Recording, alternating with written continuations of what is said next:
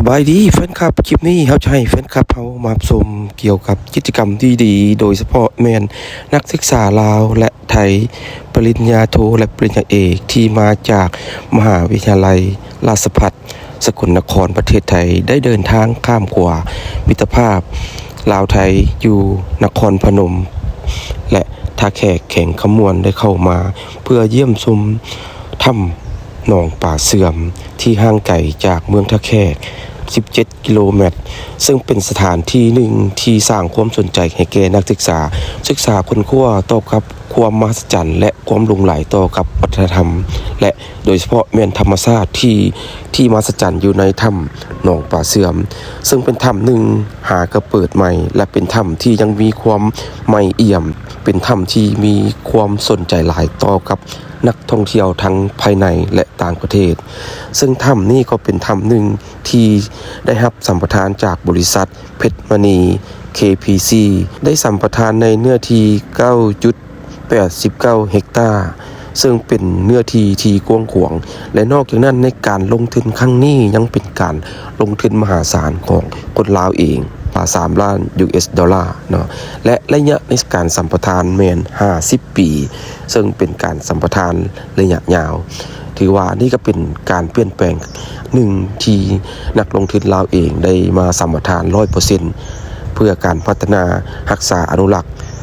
ถ้ำหนองป่าเสื่อมและการอนุรักษ์เขตพื้นที่ดังกล่าวและพื้นที่ดังกล่าวนี้ยังสิมีการพัฒนาหลายด้านต่อกับการท่องเที่ยวถือว่านี่ก็เป็นกิจกรรมดีๆอันหนึ่งที่สร้างความสนใจให้แก่นักท่องเที่ยวทั่วโลกและก็นักท่องเที่ยวทั้งภายในและต่างประเทศและถ้ำป่าเสื่อมนี้ได้รับกระแสนิยมหลายจากนักท่องเที่ยวมาจากประเทศไทยและต่อกับนักศึกษาสั้นการเดินทางมาครั้งนี้ของนักศึกษาก็สร้างความประทับใจเมื่อได้เข้ามาแล้วก็พบเห็นหลายสิ่งหลายอย่างที่มหัศจรรย์โดยเฉพาะแม่นหินน้ำย่อยและจุดที่ให้ทุกคนได้ไปขอพรศักดิ์สิทธิ์และก็เป็นจุดหนึ่งที่สร้างความประทับใจโดยเฉพาะแม่นเป็นธรรมชาติ 100% โบมีการตกแต่งเนาะมีแต่สิ่งอำนวยความสะดวกให้นักท่องเที่ยวไปมาได้สะดวกแล้วส่วนใหญ่เขายังเป็นของธรรมชาติถือว่าอันนี้ก็เป็นกิจกรรมอันดีหนึ่งหรือเป็นแหล่งท่องเที่ยวอันหนึ่งที่ให้นักศึกษาทางภายในและภายนอกโดยเฉพาะแม่นทางนักศึกษาที่คนลาวได้ข้ามไปเรียนอยู่มหาวิทยาลัยราชภัฏสกลนครประเทศไทยทั้งปริญญาตรีปริญญาโทปริญญาเอกและนักศึกษาไทยก็เช่นเดียวกันพร้อมด้วยทีมงานอาจารย์ก็ได้นำพาคณะนักศึกษาเข้ามาศึกษาค้นคว้า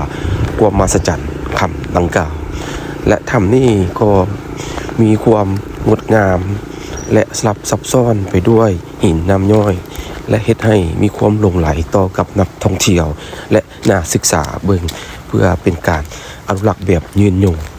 ถือว่าอันนี้เป็นความงดงามและสิ่งมหัศจรรย์หนึ่งแข่งขมวนก็เป็นแข่งหนึ่งที่มีแหล่งท่องเที่ยวธรรมชาติและวัฒนธรรมและประวัติศาสตร์หลากหลายกว่า200 กว่าแห่งและยังมีหลายถ้ำที่กำลังค้นคว้าและจะมีการเปิดในการท่องเที่ยวในไวๆนี้โดยเฉพาะแข่งขมวนก็ได้เป็นแข่งหนึ่งที่ดึงนักท่องเที่ยวทั่วโลกเข้ามาร่วมกิจกรรมหรือว่าเข้ามาเที่ยวชมในสถานที่แอดเวนเจอร์หลายพื้นที่เนาะและก็นอกจากนั้นซึ่งไปได้ประกาศไปวังมอมานี่แม่นอุทยานหินน้ำนอได้กลายเป็นมรดกโลกเนาะถือว่าแทบเป็นมรดกโลกซึ่งได้ไปรับใบยั่งยืนมาจากฝรั่งเศสมาเรียบร้อยแล้วถือว่าอันนี้ก็เป็นสิ่งหนึ่งที่สร้างความสนใจหรือดึงดูดนักท่องเที่ยวเข้ามาเที่ยวหลายขึ้นอยู่แค่คำมวลของประเทศลาวเฮาฉะนั้นสิ่งสำคัญการพัฒนาแบบอนุรักษ์เป็นสิ่งสำคัญหลายต่อกับนักลงทุนเจตนาใดเพื่อจะรักษาความงดงามหรือรักษาระบบนิเวศของถ้ำหนองป่าเสื่อมหรือว่าถ้ำอื่นๆหรือแหล่งท่องเที่ยวต่างๆที่อยู่ในแข่งขมวลจะลงทุนแบบยืนยงลงทุนแบบอนุรักษ์และดึงดูดให้นักท่องเที่ยวมาแบบรักษาสิ่งแวดล้อมรักษาวัฒนธรรมอันนี้ก็เป็นจุดหนึ่งที่สร้างความสนใจให้แก่นักท่องเที่ยวและอันนี้ก็เป็นจุดไฮไลท์หนึ่งอยู่ถ้ำหนองป่าเสื่อมเพื่อก็เป็นจุดหนึ่งว่าเป็นบอนหยอดเงินหรือปะเงินไว้ให้กับผู้ที่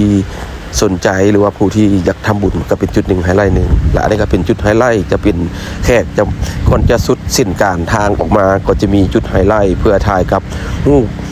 หินน้ำย่อยที่มีความงดงามคือแผ่นคำเนาะจะเป็นจุดไฮไลท์หนึ่งถ้าไปแล้วอย่าลืมมาจุดนี้เป็นจุดไฮไลท์ที่สร้างสีสันและสร้างความงดงามเรื่องจะพา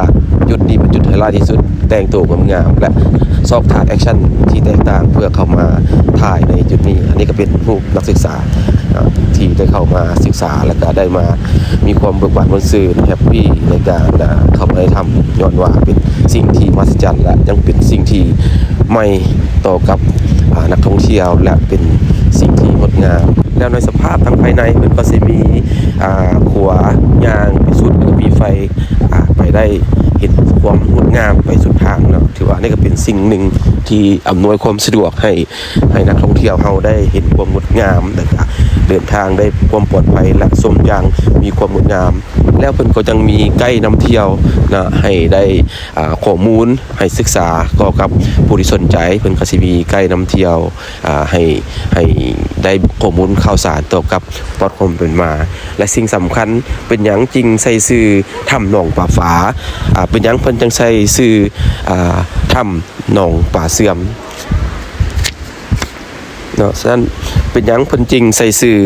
ถ้ำหนองป่าเสื่อมก็เนื่องจากว่าอยู่ในถ้ำนี้มีน้ำพร้อมมีน้ำใสน้ำงาม